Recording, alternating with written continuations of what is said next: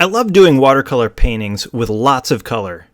So why would I suggest trying to do a painting where you limit yourself to just 3 colors? Well, I've had art teachers in the past give me assignments where they limited my colors, and I always would initially complain and whine, but then I would get into the project and start having fun and would actually learn a bunch.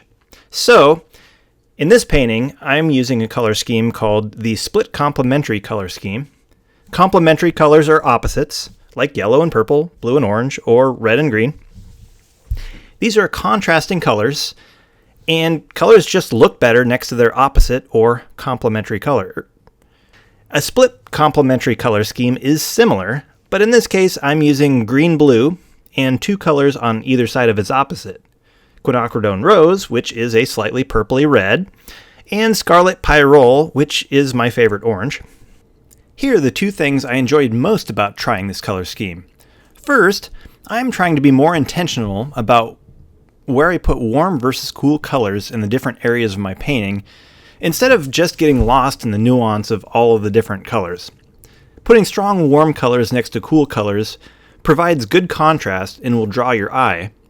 This is great in some areas of your painting, especially your center of interest, where you want to draw the viewer's eye.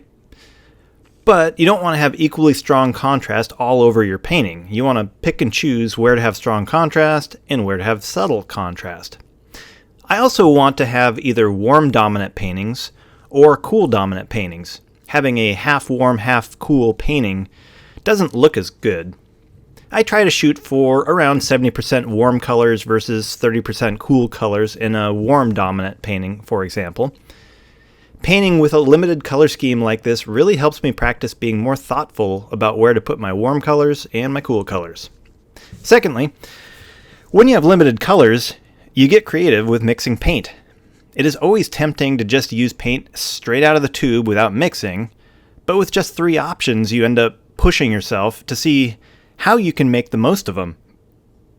I didn't have a yellow, and since it's a primary color, I couldn't mix a yellow, so I had to make do without it.